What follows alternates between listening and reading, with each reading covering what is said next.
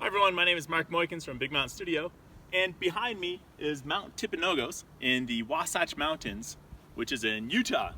And you might have seen this mountain before in some of my previous videos, but from the other side where my home is.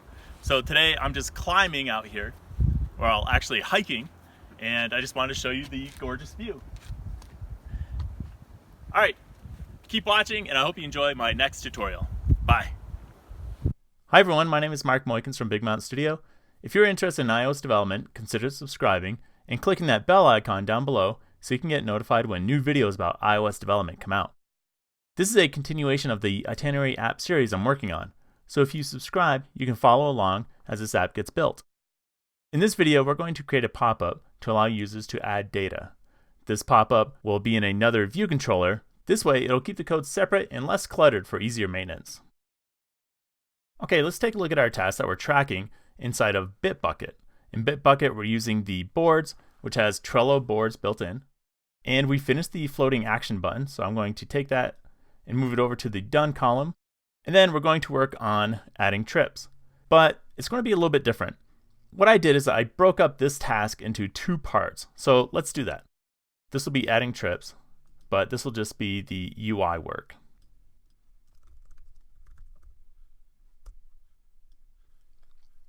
Okay, and then I'm going to add another card for add trips in which we'll go over how to actually add the data to our data store. So let me just add that card here real quick. And we'll just move that up to the top because that will be our next video.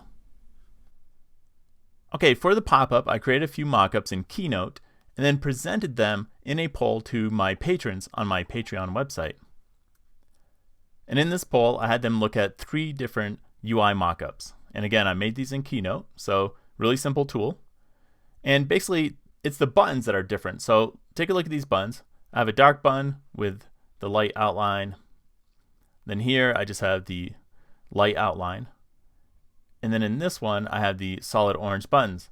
So when consulting with potential users of this app, I get some response from them and it looks like they like the solid tint color, option C, the most.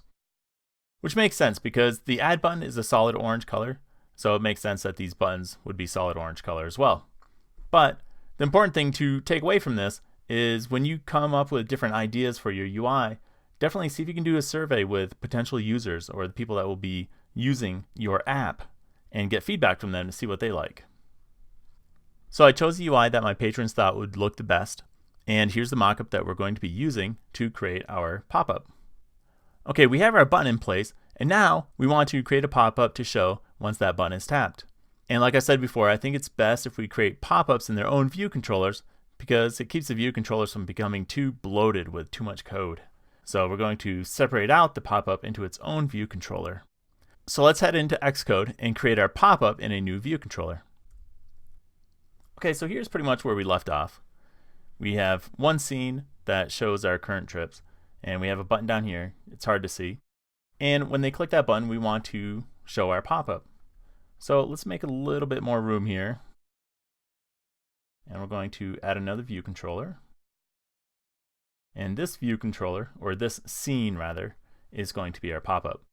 So what I'm going to do is when we click on this button, we want to show this scene. So let's right-click onto here, and it's not going to be a regular show. It's actually going to be a present modally.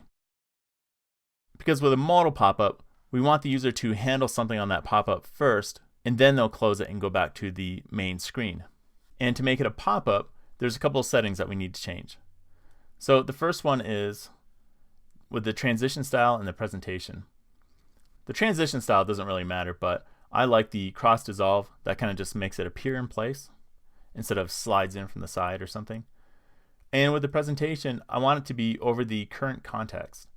So if I make this background view here transparent, you'll be able to see the table below, and that's what we want. So normally when you have a pop-up, or when iOS shows things like action sheets or alerts, the iOS operating system will automatically make the background a darker color with some transparency. And I want to mimic something like that. So let me show you an example of what I'm talking about. When an action sheet or an alert pops up, iOS will automatically dim the background. We want to simulate this but what color or level of transparency do we use to imitate this? As you can see in this example on the left, they do it automatically for us. Like, you don't actually control that color. iOS does that for you. I didn't know what the color or transparency level should be, so I posted the question on Twitter, and my friend Kilo Loco, also known as Kyle Lee, responded. And if you want to check out his tweet, you can see the link here. The link will also be provided in the video description down below. But he found out what you can do is start with black and then make it 40% transparency to get the same effect as an action sheet or an alert. So that's what we're going to use. Back in Xcode, we're going to make sure the view is selected. And then the first thing I'm going to do is make it black.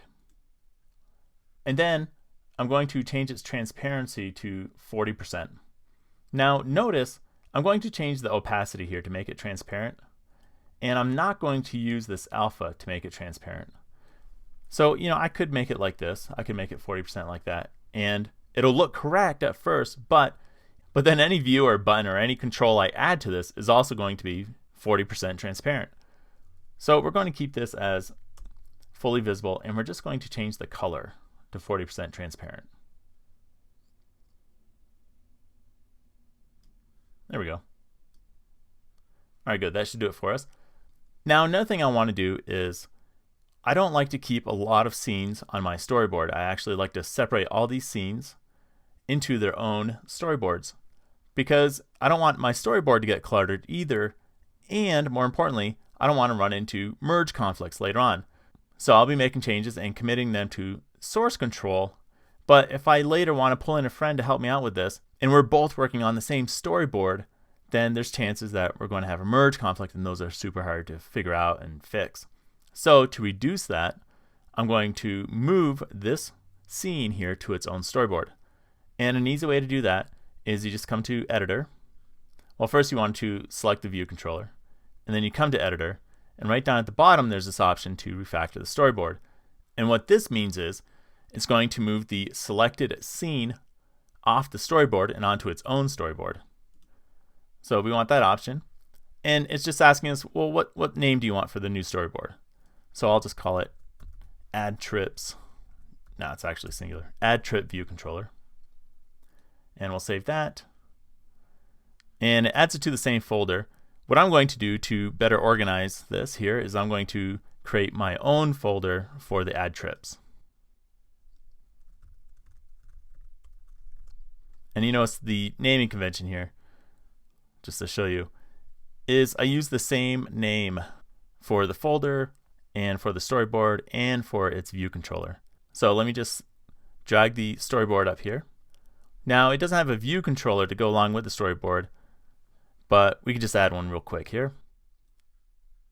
And it's going to be a UI view controller that looks right. And we're using the same name, Add Trip View Controller.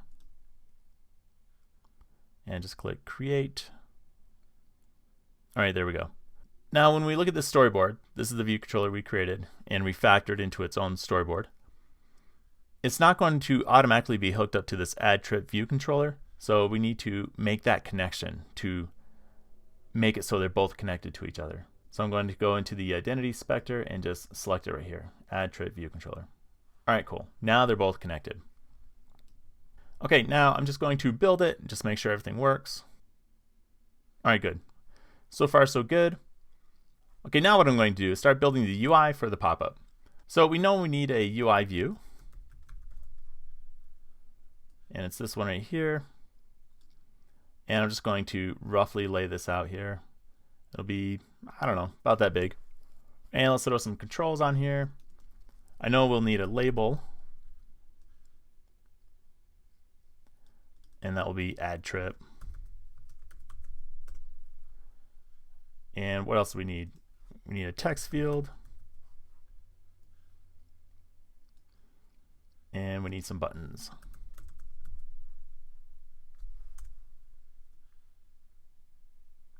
And I think we'll need 2 buttons, right? All right. This will be save. And this will be cancel. Okay, so we have all the components for our UI. Now we just need to style them. Now for the label, we already have a font selected, and I'm going to set that font in code because later if we want to change that font through our theme, then I won't have to come back into this UI and change it. So we're going to leave this alone for now. Let's just actually make it a little bit bigger because we'll probably increase the size of the font. And for the text field, let's just position that below the label, and I'm going to stretch it out. And I think I'll use auto resizing for now. I usually start with auto resizing, and that's these controls here. By setting these, they automatically create constraints at runtime. So let me just make sure these are set. So this way, by setting it with these constraints, you can see in the example here, and basically think of these different sizes as different sizes of devices for your iPhone, or if your iPhone goes from portrait to landscape mode. And you'll see this label will automatically stretch out depending on the different device or the different orientation. So that looks good. When I come here, that looks good. And this cancel button, let me reposition this here a little bit. We could probably make this UI view a little bit smaller.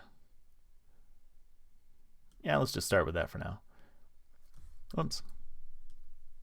Okay, we got the cancel button. Let's stick that down in the corner. And for the auto resizing, that's what I'm going to do. I'm going to stick it down in the corner so it always stays there. And we can stretch it out a little bit. Let's see, how big do we want? Let's go with an even number. Let's go with 100. And same with the save button. We'll stick that in the corner, and we'll stretch that out to 100. And I'm going to reposition this so it stays down in the lower right hand corner. All right, good. The positioning is done. And for the styling, what I'm going to do is also style the buttons in code as well, because I'm going to be pulling all the styling information from my theme. If you're not sure what I'm talking about with this theme, then there's an earlier video that I created on how to create a theme for your application where you can store all the styling information for your app. So the theme is what we'll be using to style these buttons. Now, in order to style the buttons, in my view controller, we'll need outlets for all these controls so I can access them and change their properties. So let's do that. Let's create outlets. And I think what I'll do is just create some more room here. Okay, so what I want to do is I want to show the add trips view controller at the same time as my storyboard. And normally you can use the assistant editor here. You just click on that and you just change this to automatic and it should show it. And if we look at this, it actually works this time. Sometimes it doesn't though. Sometimes it gives you tricky results. Another way that one of my subscribers taught me is you can hold down Command Option and then click on the file you want in the assistant editor. So that's another way you can do it. Hold down Command Option, click on the file, and it opens it up in the assistant editor. And from there, we can create our outlets. So here's my view controller, and with its auto-generated code, I'm going to delete some of that stuff because we're not going to use it. And I basically need outlets for everything here. So you can either create outlets by dragging it from the storyboard or from the document outline over here. So we'll call this the title label.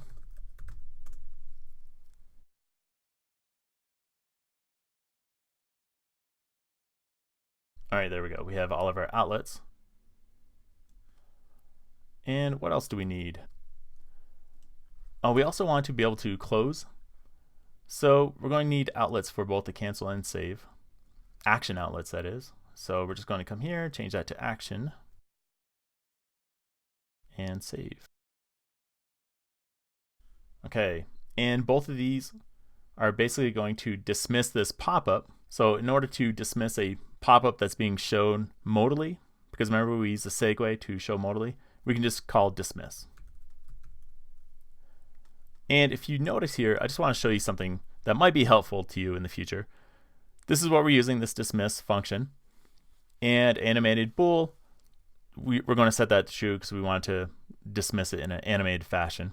And notice this completion handler. This is code you want called when you're dismissing this pop-up. But what I want you to notice is this question mark here at the end. That basically means that it's optional and it can be nil. So normally when you see this, when the last parameter is optional, has that question mark, that means the parameter is optional. Like you don't have to include it. So if I hit enter, for the first parameter, I'll set true. And for the second parameter, we're not going to have any code. So if we want to, we can actually just delete that and just leave it like that. So that's one thing that you can do when you see that an optional parameter at the end is you don't even have to include it. Okay, I'm going to copy this and I'm going to put it in save. Okay, so that should be good enough for now. Let's just run it and just make sure everything is working before we continue on with the styling of these controls. Okay, so we want to click the plus and there's our pop-up. If we click cancel, then it gets rid of it. And notice the dimming, that approximates the same color for any other alert, iOS alert, or action sheet. Okay, so everything's working fine. And let's start styling. We're going to start with the UI view. Oh, we didn't create an outlet for that. So we're definitely going to need an outlet for this. And we'll just call this the pop-up view. There we go. Okay, so the pop-up view. Now let's look at our mockup again. Okay, we see in the mockup it has rounded corners, and we don't really see too much, but maybe it has a drop shadow too. We can easily add a drop shadow and see how it looks. Okay, so let's start with that first. And also the background color of the UI view is our theme's background color. So we need rounded corners, a background color, and a drop shadow. Now let's think about this. Before we talked about putting our styles into extensions. And extensions are good if you want to apply a certain style over and over again on other controls. So maybe we can do that. Maybe we can create an extension to style this UI view, because in this app, we're going to have other modal pop-ups that are similar to this, where not only are we going to have to add trips, but we're going to have to add days and things to our itinerary. So we'll have other pop-ups that will need the similar styling. So that's what we're going to do. We're going to style this UI view and maybe we'll put it into an extension. So let's see how that will work. And again, we have choices here. We don't have to use an extension. We can actually create a style in a subclass and style something through a subclass as well. So that's another option. We do have a UI view extension already created. Let's take a look and see what that looks like. And this is for adding shadows and rounded corners. Now what we used this for was for our items in our table view, right? So we could actually use the same code if we wanted to. And let's see what that looks like. So let's go back into our view controller. And we can just say pop-up view. There it is, add shadow and rounded corners. Okay, and let's see what that looks like. So you notice these have, shadows and rounded corners as well. And if we click on this, now we have rounded corners, and it's harder to see the shadow in this instance. But maybe if we didn't have these items below it, we could see it more easily. So that's good. We're partway there. Now we just need the background color, right? So this is up to you. If you want to change this a little bit, we could just add it, right here in this code. Just say background color equals theme. Oh no, theme dot background. And you know what? I changed this in a previous video when we were talking about multiple themes. So I need to change it in this video too, because it's the naming convention that I messed up on. I work in a different language at my job, doing a cross-platform mobile development, and so our naming conventions are a little bit different, for our company and for the language. So I think that's why I messed up on this. But we can easily change it by just going to refactor and saying rename. And you know what I think I'll do? Since this background color gets applied to the background color property most of the time, I'm just going to call it background color. Match them up. Makes more sense, right? Okay, good. Okay, that's set. Oh, we have a little problem here. Theme has no member background color. I think we just have to build it. Yeah, there we go. Okay, now we're all set. Okay, so like I was saying, this is done in 2 lines, and you can do it this way. It's no problem. But I kind of don't like doing it in 2 lines. I want it to be just either one function or just set it to one control. So let's do that. I'm actually going to subclass this UI view, and then we'll have the subclass itself do its own styling. So we don't have a folder for it, but what I'll do is I'll create another folder, and I think, you know what, to maybe organize it a little bit further, I'll actually put these extensions under the resources folder, and then under resources I'm going to create another folder called custom controls. All right, and then here we're going to add a new file, and it's just going to be a UI view, and we'll just call this a pop-up UI view. Yeah, like that. Click create. Okay, and here it is in our custom controls. So when you're subclassing a control and you want to apply styling to it, where should you put it? You have a few different options. One of my viewers suggested you could put it in the init. If it's something you only apply one time, you can do it in the init and you're done. But if something that has to change, or maybe because something has to be refreshed in your control, you could use the draw function like it has here in the comments. Or if it's something where the size changes because the orientation changes and you need to reapply something because the size changed, then there's another function called layout subviews. And that's a good candidate where you can apply styling. So for now, I think let's start with the init and see how that works. And if we need to make changes later on because sizes are changing or it needs to be refreshed, then we can move it into one of the other options. But for now, we'll just start with init. And there's one here, the required one. That's the one we're going to use. And then I'm going to call the superviews init so it can do its work behind the scenes that we don't really know about. Okay, so let's go into our extension and let's look at that code and let's borrow some of that code because it has some of the things that we need.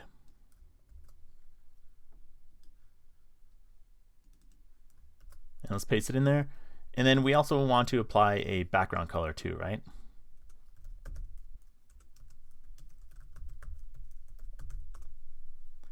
Okay, so how do we set this? Well, let's go back into our view controller and we're going to undo some work here. Let's take this out since we don't need this anymore. And I don't think we need this outlet anymore either. So let's delete that. And then we'll go into our storyboard. There's still an outlet on here, right? So let's right click on there and let's delete this outlet.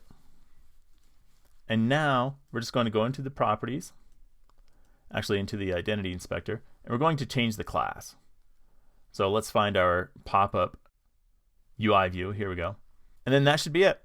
If we just inherit from there, it's going to apply the styling to the control. So let's run it and make sure it works. There we go. So it applied the background color, we have the rounded corners, and we have the drop shadow. Drop shadow is hard to see, but I'm pretty sure it's there. Okay, so let's move on to styling the rest of the pop-up. Let's move on to this label here. Now we have applied styling to labels before, and I believe it was in our cell. So let's take a look here. Oh no, that's not it. Here's this cell. Yeah, it's right here. So we applied this font to the font property using our theme. So what I'm going to do is I'm going to copy that, and then in our view controller, we can just apply it to the title label. All right, makes it easy. 32, I don't know if we want 32. Let's try maybe like 26. That might be too big.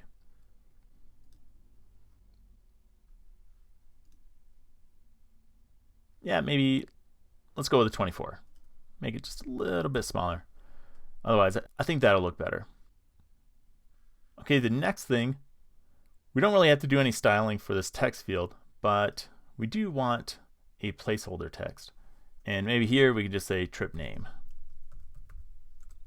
There we go. Okay, now let's go on to styling these two buttons here. So you've seen two different ways, right? We can create an extension, a UI button extension, sort of like what we did here, where this applies some styling by calling a function. Or you also saw how we created a custom control, and inside of its initializer, we added some styling. So which one do you think you'd want to use, or which one do you think would be appropriate in this case? Both are valid, both work just fine. But I think it was pretty easy to create our own custom controls, right? And apply the styling that way. So let's do that again. And before I move on, let's just let's take this out just to keep it clean. There we go. Okay, so we're going to create another custom control. This time it's going to be for a UI button. And it's going to be a Cocoa Touch class because it's a control here. It'll be for a button. And we'll call it, I don't know what we should call it. Maybe just itinerary buttons for our app, or app buttons. Yeah, let's just call it an app button until we figure out a better name for it.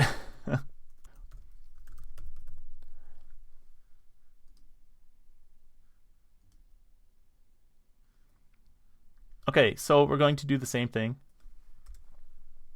We'll just use the init. I'm just going to start typing in init. I'm going to look for the required one, hit enter, and then I'll call the super init, and we'll pass in the existing parameter. So basically what's happening is I'm taking this existing parameter that's being passed in and I'm passing it into the super. So basically what this means, if you're unsure or if you've never seen this before, super refers to this control right here. It's the class that you're inheriting from, or you're subclassing. So what's going to happen is it's going to come into our control, and the initializer will be called from, you know, the setup functions, like when the iOS is creating our view, it'll call the init, and it's going to run this initializing code first, and then it's going to run our code second. Now, what do we know we need? We know we need rounded corners and we need a background color, right? And we'll probably have to change the text color because by default it's going to use the theme, or no, by default it's going to use the tint color, but we want to make the text not use the tint color and just make it white instead. So let's start with the rounded corners. And I think if we come into our extension here for our button, we can see rounded corners. Yeah, the corner radius right here. So let's use that. We can also use this too because we're going to change the color. Shadow, we don't need a shadow for the buttons, so let's forget about that. But we can use this code definitely. That should work. The tint is the orange color. Now we just have to change the text color. And I think it's, what is it, like title? Title color? Yeah, title color. Wait, but here, you know, it doesn't, this will just allow us to retrieve the title color of the existing color, but it doesn't allow us to set it. Instead, I think what we have to look for is set title color. Set title color. Yeah, there it is. Okay, and what color do we want? We want the white color. And for the state, just normal. Okay, now something I have my attention on too is on this tint. So this property is, it's the same situation as background color, right? I want to rename this, so I'm just going to go to rename, refactor, rename. And since tint applies to color, I think I'm just going to call it color. Tint color, like that. Okay, no problem. Let's build it, make sure it builds. All right, great, and let's run it and see how it looks. Oh, maybe if I apply that subclass to our buttons, it'll have a better effect.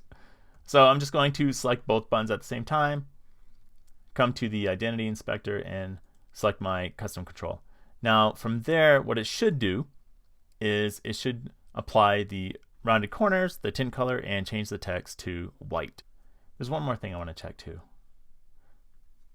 Yeah, I want to change the height here. I want to make it 44. Make it a little bit bigger. And then we'll move that up. Yeah, like that. Okay, let's try that and see how that looks. All right, that looks good. That is pretty much our mockup. And if we click cancel, it closes it. Same with save. Click save, it should cancel it. Okay, so in this video, you learned how to create a pop-up so that the user can add data in the future. And that will be in the next video. We'll be covering how to enter the data and maybe do some validation on it. The validation might actually be a separate video because we're going to do it in a special way. And you also learned about how to subclass UI buttons and apply styling to it. And same with that UI view in the back, how we can use a subclass to give it the rounded corners. And then the next time we create a pop-up, all we have to do is give those controls subclasses and we're done. It'll style the whole thing for us. So if you like this video, give it a like by clicking that thumbs up down below. And also you can share it with your friends, put it on your social media like Facebook or Twitter, or you can blog about it if you want.